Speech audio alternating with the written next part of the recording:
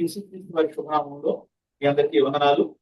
ఈ రోజు మనము key foundation for national transformation, దేశంలో రూపాంతరంకై కీలకమైన పునాదులు అనే కోర్సులోని లెవెల్ 1 యొక్క 6వ సెషన్ 7వ సెషన్ చూడబోతా ఉన్నాం.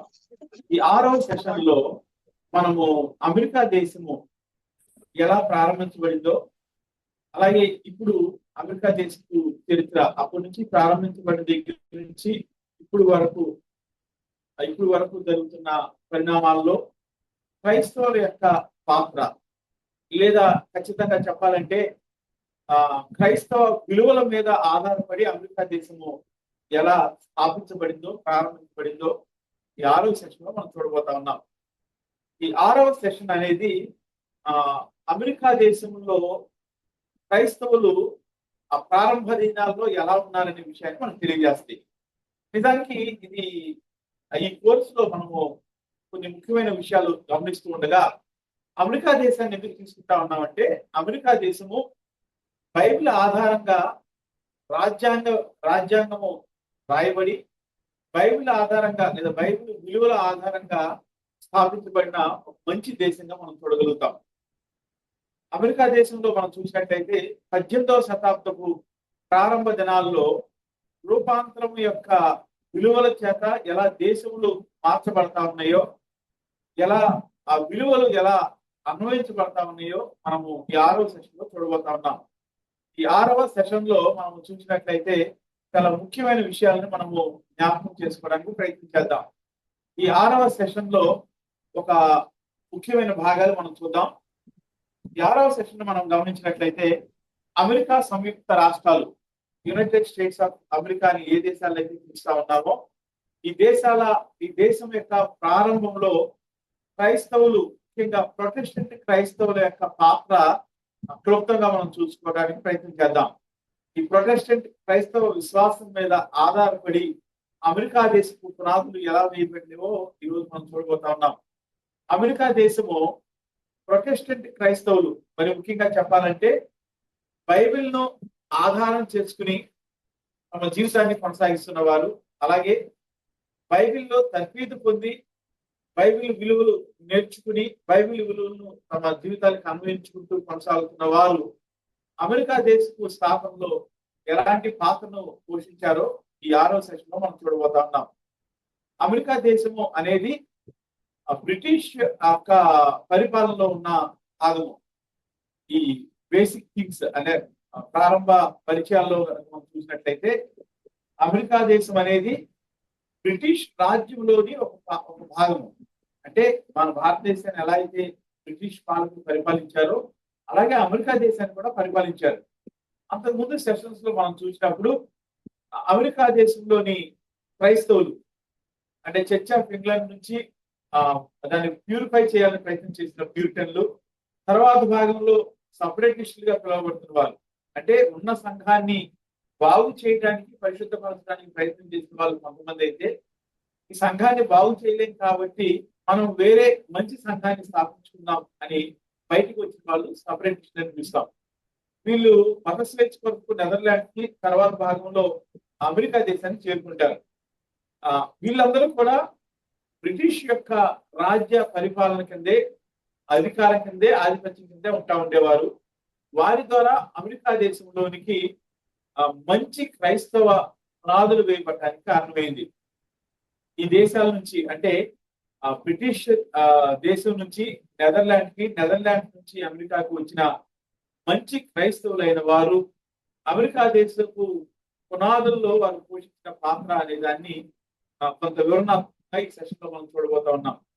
అమెరికా దేశములో 13 బ్రిటిష్ కాలనీస్ ఉండే, అంటే బ్రిటిష్ పరిపాలన కింద ఉన్న 13 కాలనీస్ ఉంటా ఉండే. ఈ 13 కాలనీస్ లో నివసిస్తున్న వారు ప్రొటెస్టెంట్ క్రైస్తవులు. వారు తమ ఒక్కొక్క కాలనీ అనేది ఒక్కొక్క చిన్న దేశం లాగా ఉండేది. మనకు అర్థమయ్యేలా చెప్పాలంటే, ఒక్కొక్క కాలనీ తమ సొంత ప్రభుత్వాలని కలిగి ఉండేది, సొంత అడ్మినిస్ట్రేషన్ విధానాన్ని కలిగి ఉండేది.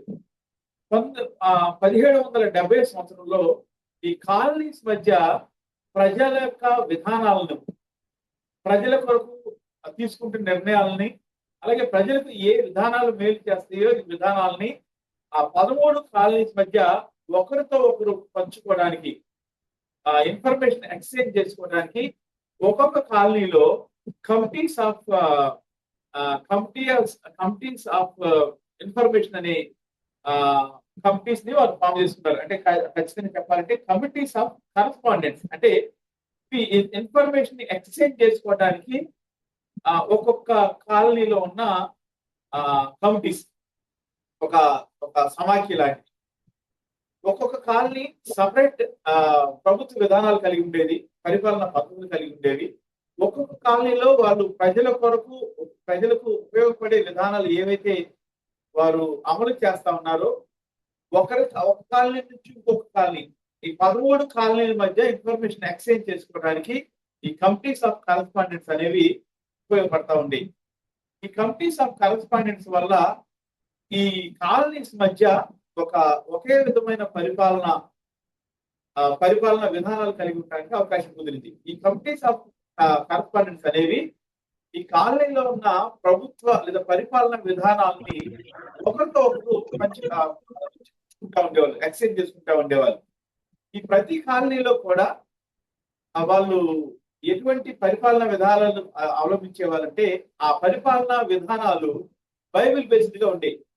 బైబిల్ విధానాలు, బైబిల్ విలువలు, దేవుడు నిర్ణయించిన ప్రమాణాలకు అనుగుణంగా ఈ పరిపాలన విధానాలు కలిగి ఉంటా ఉండేవాళ్ళు. ఈ 13 కాలనీస్ మధ్య ఇన్ఫర్మేషన్ ఎక్స్చేంజ్ అవుతా ఉన్నప్పుడు ఒకరి నుంచి ఒకరు నేర్చుకోవాల్సిన విషయాలు నేర్చుకుంటూ, ఇంప్రూవ్ చేసుకోవాల్సిన వాటిని ఇంప్రూవ్ చేసుకుంటూ వారు అలా ముందుకు వెళ్తా ఉండేవారు.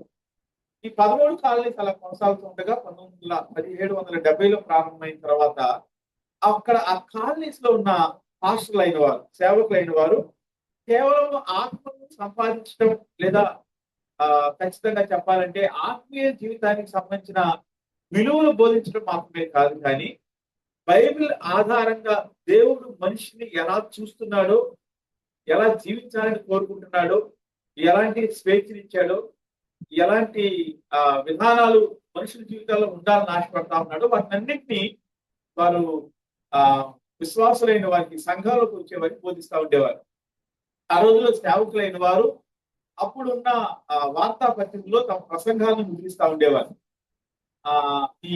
వాళ్ళు అక్కడ ఉండే న్యూస్ ని, ఇన్ఫర్మేషన్ ని ఒకరితో ఒకరు షేర్ చేసుకోవడానికి వాటిని ప్రింటెడ్ రూపంలో తీసుకొస్తా ఉండేవారు. అప్పట్లో శామ్యూల్ ఆడమ్స్ అనే ఆయన, బోస్టన్ లో ఉండే శామ్యూల్ ఆడమ్స్ అనే ఆయన దీన్ని ఒక విప్లవాత్మకమైన రీతిలో అమలు చేశాడు. అంటే ఆయా కాలనీస్ లో రాష్ట్రంలో వారు తమ సంఘంలోని వారిని సమాజానికి, సొసైటీకి ఉపయోగపడే వారిగా బైబిల్ ఆధారంగా ఎలా జీవించాలని బైబిల్ ఆధారంగా కోరుకుంటా ఉందో ఆ ఆధారమైన జీవితాలని వారు ఆ ప్రింటెడ్ రూపంలో మనుషులందరికీ అందుబాటులో తీసుకొస్తా ఉండేవారు. శామ్యూల్ ఆడమ్స్ అనే ఆయన, బోస్టన్ లో ఉన్న ఆయన దీన్ని ఒక ఉద్యమం లాగా మార్చి అందరికీ అన్ని బోధనలు దగ్గరయ్యేలాగా చూశాడు. తర్వాత దీని వలన మనుషుల యొక్క రాజకీయ ఆలోచన విధానం కూడా మార్చబడింది. అంటే ఈ 13 కాలనీస్ లో ఉన్నవారు దాదాపుగా ఒకే మైండ్ సెట్ ని కలిగి ఉండేవారిగా, ఒకే విధమైన రాజకీయ ఆలోచన కలిగి ఉండేవారిగా, వారి రాజకీయ ఆలోచన విధానము బైబిల్ కేంద్రీకృతంగా మార్చబడింది. ఇలా జరుగుతున్న క్రమంలో బ్రిటిష్ రాజు ఈ కాలనీస్ యొక్క ఏ మాట తీసుకోకుండానే, అని కాలనీస్ ని సంప్రదించకుండానే భారీ ఎత్తున పన్నులు విధించడం జరిగింది.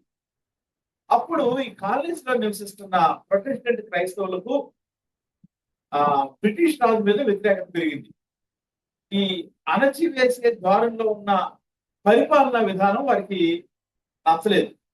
ఈ 13 కాలనీస్ లో బైబిల్ బేస్డ్ గా ప్రజల కేంద్రీకృతంగా జరుగుతున్న పరిపాలనకు వ్యతిరేకమైన విధానాలు బ్రిటిష్ రాజు అమలు చేయాలని ప్రయత్నం చేయడం వల్ల బ్రిటిష్ రాజరికం మీద పూర్తి వ్యతిరేకత అమెరికా దేశంలో నివసిస్తున్న వీరి హృదయాల్లో వచ్చింది. వీరి యొక్క అందరి హృదయాలు ఒకే ఆలోచన విధానాలకు వచ్చే సమయంలో 1776లో, సారీ క్షమించండి, 1774లో ఫిలడెల్ఫియా పట్టణంలో ఈ ముఖ్యమైన కొంతమంది ముఖ్యులు మాత్రమే కాదు, వారితో కొంతమంది ప్రజలు కూడా కలిసి దీని గురించి ఆలోచన చేయడానికి ఒక సభను ఏర్పాటు చేస్తున్నారు. ఈ సభ దాదాపుగా 2 గంటల ప్రార్థనల తర్వాత ప్రారంభమైంది. ఆ సభలో వారు మాట్లాడుకుంటున్న విషయాలు ఏదైతే చర్చిద్దాం అనుకుంటున్నారో ఆ చర్చకు సంబంధించిన విషయాలు 2 గంటల ప్రార్థన తర్వాత ప్రారంభమైనవి. అప్పటికే ఈ కాలనీస్ లో ఉన్న క్రైస్తవులైన వారు అమెరికా దేశంలో యూనివర్సిటీస్ స్థాపించారు. సెషన్స్ లో మనం జ్ఞాపకం చేసుకున్నట్లుగా విద్యకు ప్రాముఖ్యత ఇస్తూ విద్య ద్వారా బైబిల్ ప్రింట్ చేసి వారిని చదివేలాగా చేసి బైబిల్ యొక్క విలువల్ని అంగీకరించే వారిగా వారి జీవితాల్లో కలిగి కొనసాగించే వారిగా ప్రజలను సిద్ధపరచ చేయడం కొరకు యూనివర్సిటీ స్థాపించబడి అంతకుముందు సెషన్ మనం చూసాం. అందులో ఒక ముఖ్యమైన యూనివర్సిటీ ప్రిన్స్టన్ యూనివర్సిటీ. ఈ ప్రిన్స్టన్ యూనివర్సిటీ యొక్క ప్రెసిడెంట్ ఆయన ప్రెసిడెంట్ పాస్టర్ గారు, ఆయన విదర్స్పూన్, ఆయన పేరు విదర్స్పూన్, ఆయన పేరు విదర్స్పూన్, జాన్ విదర్స్పూన్.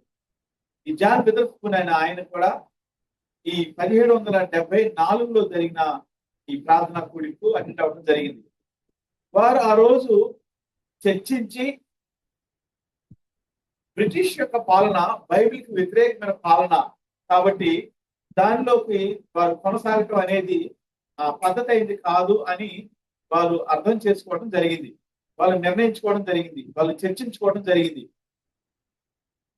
ఇలాంటి ముఖ్యమైన యూనివర్సిటీ ప్రెసిడెంట్స్, సేవకులుగా ఉన్నవారు, మాస్టర్స్గా ఉన్నవారు అనేక మంది ఆ మీటింగ్ లో పొందారు. తర్వాత కాలంలో ఈ జాన్ విదర్స్పూన్ అనే ఆయన ప్రిన్స్టన్ యూనివర్సిటీ యొక్క ప్రెసిడెంట్ అయిన మాస్టర్ గారైన జాన్ విదర్స్పూన్ అయిన ఆయన అమెరికా దేశం యొక్క స్వాతంత్ర ప్రకటన మీద సంతకం చేసిన వ్యక్తుల్లో ఆయన కూడా ఒక ఆయన. ఇది ఒక ఉద్యమంగా రూపుదిద్దుకుంది. కొన్ని రోజులకే, అంటే ఈ నాయకత్వము కొనసాగుతూ ఉండగా ప్రజల ఆలోచన విధానాలు ఒకే త్రాటి మీదకి వచ్చిన తర్వాత కొన్ని సంవత్సరాలకి 1776వ సంవత్సరంలో అమెరికా దేశము బ్రిటిష్ నుంచి తాను స్వాతంత్ర దేశంగా ప్రకటించుకుంది.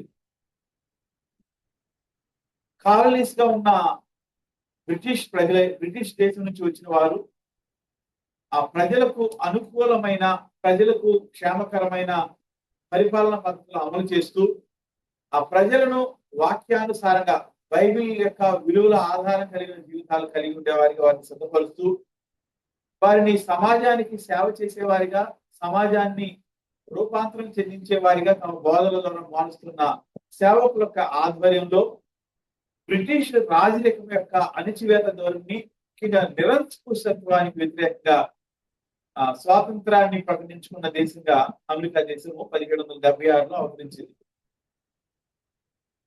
అవతరించిన తర్వాత జేమ్స్ మాడిసన్ అనే ఆయన, మనము ఆయన గురించి మనం తెలుసుకోవాలి. జేమ్స్ మాడిసన్ అనే ఆయన ఒక అడ్వకేట్, ఒక లాయర్ గారు.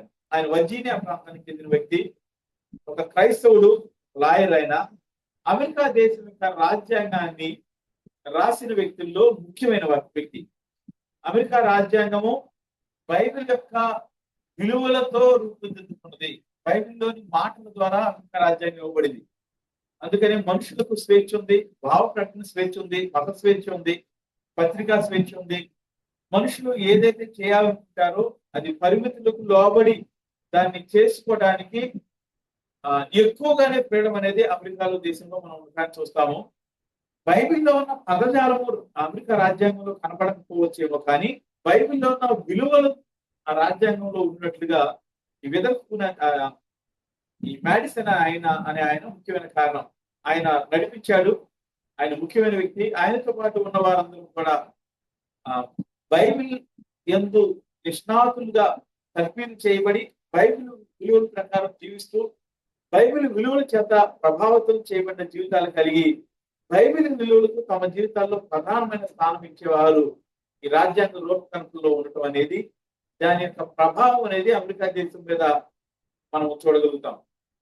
ఈ విధంగా కొనసాగుతూ ఉండగా ప్రభుత్వము పరిమితులు కలిగిన ప్రభుత్వము, అంటే బైబిల్ యొక్క లేదా దేవుని యొక్క ప్రమాణాల ప్రకారము అది డీసెంట్రలైజ్డ్ గవర్నమెంట్ అయి ఉండాలి, పరిపాలన విధానం డీసెంట్రలైజ్ అయి ఉండాలి, ప్రజల క్షేమం కలిగిగా ఉండాలి. దాన్ని అమెరికా దేశంలో మనం చూడగలుగుతాం. అది ఒక మంచి డెమోక్రటిక్ కంట్రీ. దాని యొక్క విలువలు, దాని యొక్క ఎలక్షన్ విధానం, ఇవన్నీ కూడా వారు చాలా స్పష్టంగా వారు కనటం అనే దాన్ని మనం చూడగలుగుతాం. ఇలా కొనసాగుతూ ఉండగా ఈ భావజాలం అనేది బైబిల్ చేత ప్రేరేపించబడిన నాయకుడి చేత స్వాతంత్రం కొరకు ప్రజల యొక్క మనసులు సిద్ధపాటు చేయబడి ఇండియా దేశానికి కూడా స్వాతంత్రం రావడానికి విల్బర్ ఫోర్స్ వంటి బ్రిటిష్ రాజ్యంలో ఉన్న దేవుని యందు భయభక్తులు కలిగిన వారు ఎలా కారణమో, అలాగే అమెరికా దేశం యొక్క రూపకల్పనలో క్రైస్తవుల యొక్క పాత్ర చాలా స్పష్టమైనది. మనుషులు ఎవరైతే ఉన్నారో ఆ క్రైస్తవుల విలువల చేత జీవిస్తున్న వారి యొక్క ప్రభావము ఆ దేశం మీద రూపాంతరం చెందించే ప్రభావము మనం చూడగలుగుతూ ఉంటాం. ఇక్కడ మనం చూసినప్పుడు పరిమితమైన అధికారాలు మాత్రమే ప్రభుత్వానికి ఉండాలని ఆ రాజ్యాంగం రాయబడిన రీతిగా వారి యొక్క ప్రభుత్వం యొక్క అధికారానికి పరిమితులు కలిగిన ప్రభుత్వంగా ఆ అమెరికా దేశంలో ప్రభుత్వము ఎస్టాబ్లిష్ చేయడాన్ని మనం చూడగలుగుతాం. మత స్వేచ్ఛ ఉంది, పత్రికా స్వేచ్ఛ ఉంది, భావప్రకటన స్వేచ్ఛ ఉంది. అలాగే వ్యక్తిగా తనకి కలిగిన ఆలోచన ప్రకారం నడుచుకునే స్వాతంత్రం కూడా అమెరికా యొక్క రాజ్యాంగము ఇవ్వటం అనే దాన్ని మనం చూడగలుగుతాం. 19వ శతాబ్ద కాలము మధ్య నుంచి ప్రొటెస్టెంట్ ఉద్యమం యొక్క పాత్ర లేదా భక్తి కలిగిన బైబిల్ బేస్డ్ జీవితాన్ని కలిగిన వ్యక్తుల యొక్క పాత్ర క్రమంగా తగ్గటం వలన అమెరికాలోని విలువలు తగ్గిపోవటాన్ని కూడా మనం తర్వాత కాలంలో మనం గమనించగలం. సో ఇప్పుడు దాకా మనం అమెరికా దేశము స్వాతంత్రం వరకు ఎలా నడిపించబడిందో చూసాము. అదే సమయంలో లాటిన్ అమెరికా దేశంలో ఎందుకని వెనకబడి ఉంది అనేది మనం అర్థం చేసుకుంటే, లాటిన్ అమెరికా దేశాలు క్యాథలిక్ ఇన్ఫ్లుయెన్స్ లో ఎక్కువ ఉండేవి. లాటిన్ అమెరికా దేశాలు బైబిల్ బేస్డ్ ఇన్ఫ్లుయెన్స్డ్ కంట్రీస్ గా లేవు. కానీ క్రమక్రమంగా ఎప్పుడైతే ప్రొటెస్టెంట్ ఉద్యమం యొక్క ఛాయలు ఈ లాటిన్ అమెరికా దేశంలో కూడా కనిపిస్తా ఉన్నాయో, ప్రొటెస్టెంట్ క్రైస్తవులైన వారు లాటిన్ అమెరికా దేశంలో వారి ఇన్ఫ్లుయెన్స్ ని చూపించగలిగే క్రమం వచ్చినప్పుడు ఈ లాటిన్ అమెరికా దేశాలు కూడా మెల్లమెల్లగా ప్రజలకు ఉపయోగపడే ప్రభుత్వ పాలన అందించే దిశగా అవి కూడా స్వాతంత్రం వైపు అడుగులు వేసినాయి. ప్రొటెస్టెంట్ ఉద్యమము ప్రొటెస్టెంట్ ద్వారా ఎలా అయితే అమెరికా దేశం స్థాపించబడిందో, అలాగే తర్వాత కాలంలో చూసినట్లయితే ప్రొటెస్టెంట్ యొక్క ప్రాబల్యం వలన లేదా ప్రభావం వలన లాటిన్ అమెరికా వంటి దేశాలకు స్వాతంత్రం రావడం అనేది మనం గమనించగలం. తర్వాత సమాజ నిర్మాణం మీద ప్రొటెస్టెంట్ మిషనరీల యొక్క ప్రభావాన్ని కూడా మనం చూడాలని నేను ఆశపడతా ఉన్నాను. సమాజ నిర్మాణం అంటే కేవలం అమెరికా సమాజం మాత్రమే కాదు, కానీ చుట్టుపక్కల ఉన్న దేశాల మీద ఎలాంటి ప్రభావము అమెరికా దేశం కలిగి ఉందో మనము ఈ ఉద్యమాన్ని లేదా ఈ పరిస్థితుల్లో అధ్యయనం చేస్తే మనకు చాలా స్పష్టంగా అర్థమవుతుంది. అంటే అమెరికా దేశంలో వాళ్ళు చేయగలిగింది మిగతా దేశాల్లో సరిగ్గా అమలు కాని విధానాల గురించి మనము ఇప్పుడు ఆలోచించాలని ఆశపడతా ఉన్నాను. అమెరికా దేశంలో వారు క్రైస్తవ విలువలు బోధించడం మాత్రమే కాదు, లేదా ఆత్మల రక్షణ మాత్రమే కాదు, కానీ బైబిల్ ఆధారంగా బైబిల్ కేంద్రీకృతంగా మనుషులను సమాజానికి సేవ చేసేవారిగా, అలాగే వారు ఉంటున్న ఆయా రంగాల్లో వారు పనిచేస్తున్న ఆయా రంగాల్లో ఒక రూపాంతరాన్ని తీసుకొచ్చే ఒక ట్రాన్స్ఫార్మింగ్ ఏజెంట్స్ లాగా వారు సంఘంలోని విశ్వాసం మార్చడానికి బైబిల్ బోధలు వాడుతున్నారు. కానీ ఇంకొక ఉదాహరణ చెప్తే మీకు కొంచెం స్పష్టంగా అర్థమవచ్చు. ఆఫ్రికా లాంటి దేశాల్లో, ఆఫ్రికన్ కాంటినెంట్ లో కూడా చాలా ఎక్కువ మంది క్రైస్తవులు ఉన్నారు. కానీ ప్రారంభ కాలపు మిషనరీస్ చేసిన లేదా నిర్లక్ష్యం చేసిన ఒక అంశం ఏంటంటే, వారు ఆత్మలని రక్షించే క్రమంలో వారు ఎక్కువ ఫోకస్ చేశారు. అంటే ఇవాంజలైజ్ సువార్త ప్రకటించారు, మనుషులు దేవుడు నమ్ముకునేలాగా ప్రేరేపించారు. దానివల్ల అమెరికా కాంటినెంట్ లో చాలా ఎక్కువ మంది క్రైస్తవులు ఉన్నారు. క్రైస్తవ జనాభా చాలా ఎక్కువ. కానీ బైబిల్ ఆధారంగా నాయకత్వం తర్ఫీదు చేయడంలోను, బైబిల్ ఆధారమైన పరిపాలన పద్ధతులలోనికి మనుషులను సిద్ధపాటు చేయడంలోను, ప్రతి స్పియర్ లో అంటే అన్ని రంగాల్లో బైబిల్ బైబిల్ బేసిక్ ట్రాన్స్ఫార్మేషన్ అనేది కలిగించడానికి విశ్వాసులు నిలబడాలనే దాన్ని బోధించడంలోను, నాయకత్వ పరిపాలన కొరకు నాయకులు తయారు చేసే విషయాల్లోనూ వారు నిర్లక్ష్యం చేశారు. కాబట్టి ఆఫ్రికా కాంటినెంట్స్ లో ఇప్పటికి అవినీతి అనేది చాలా ఎక్కువగా కనబడుతుంది. అన్ని క్రైస్తవ జనాభా శాతం ఎన్నో చాలా ఎక్కువగా ఉన్న ఆఫ్రికా దేశాల్లో అవినీతి అనేది రాజ్యమేలటానికి ఒక ముఖ్యమైన కారణము.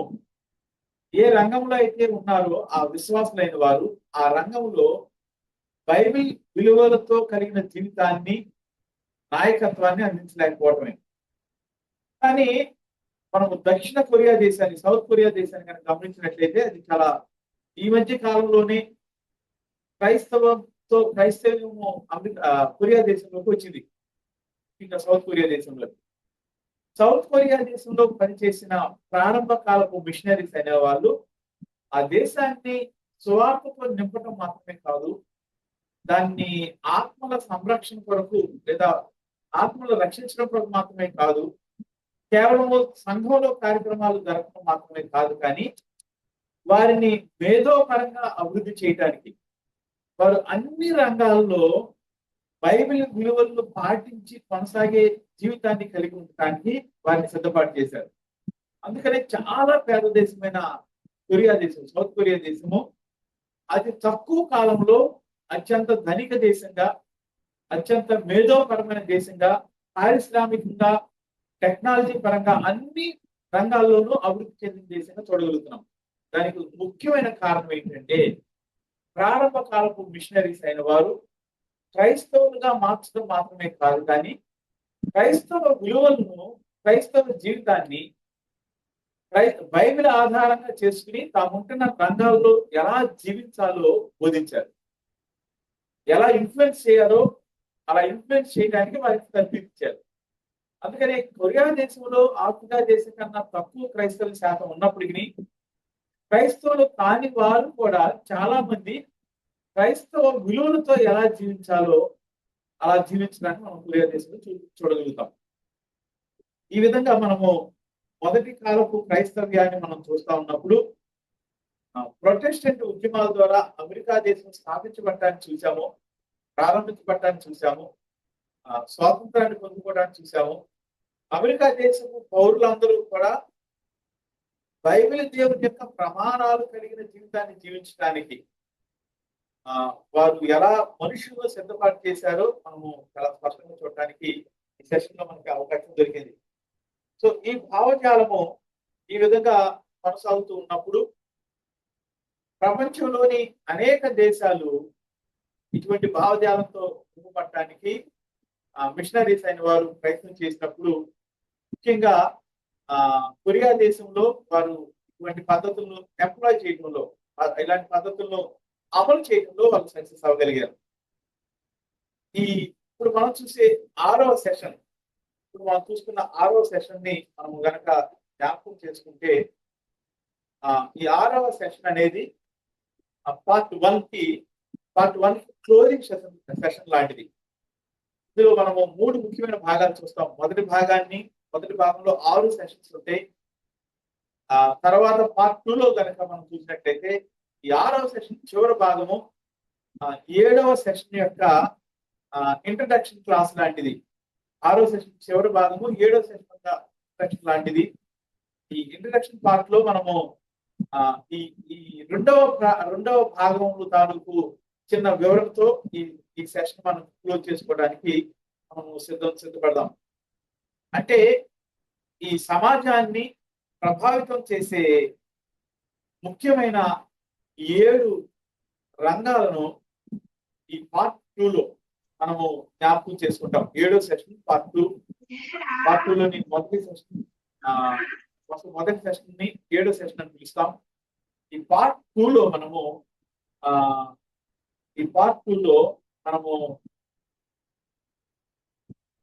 దేశాలు రూపాంతరం చెందడానికి ఏ రంగాలు ప్రభావితం పడాలి అనే దాన్ని మనం చూస్తాం 7వ సెషన్ లో. కానీ దానికన్నా ముందుగా దాని గురించిన చిన్న వివరణ 6వ సెషన్ ముగింపులో నేను చెప్పబోతా ఉన్నాను. ఈ ఈ రంగాలను 7 మౌంటైన్స్ అని పిలుస్తారు. అంటే 7 రంగాలు దేశాన్ని రూపాంతరం చెందించడానికి పునాదులు లాంటివి. అవి 7 ముఖ్యమైన రంగాలు. ఆ ముఖ్యమైన 7 రంగాల పేర్లు నేను ఈ సెషన్ లో చెప్తాను. ఆ తర్వాత ఈ సెషన్ మనం ముగించుకుంటాం. ఆ ముఖ్యమైన 7 సెషన్ పేర్లు, 7 రంగాల పేర్లు, లేదా 7 మౌంటైన్స్ పేర్లు, లేదా 7 స్పియర్స్ పేర్లు కనుక మనం చూసుకున్నట్లయితే, మొదటి స్పియర్ ని ఆర్ట్స్ అంటాము. అంటే కళలు, సాంస్కృతిక రంగం అని అర్థం చేసుకోవచ్చు. రెండవది బిజినెస్, వ్యాపార రంగము. మూడవది సంఘము. నాలుగవది మనం చూసినట్లయితే మెడిసిన్ అంటే ఆరోగ్యము, సైన్సెస్. తర్వాత ఎడ్యుకేషన్, చదువు. తర్వాత ఫ్యామిలీ. తర్వాత గవర్నమెంట్. ఈ 7 రంగాలను కూర్చిన పూర్తి వివరణ. ఇంకా ఖచ్చితంగా చెప్పాలంటే ఈ 7 రంగాలు దేశాన్ని రూపాంతరం చెందించాలంటే ఎలా మనకు ఉపయోగపడతాయో, లేదా ఈ 7 రంగాలను మనం ఎలా ప్రభావితం చేస్తే దేశాలు రూపాంతరం అవడానికి ఆస్కారం ఉందో ఈ తర్వాత సెషన్ లో మనం చూడబోతా ఉన్నాం.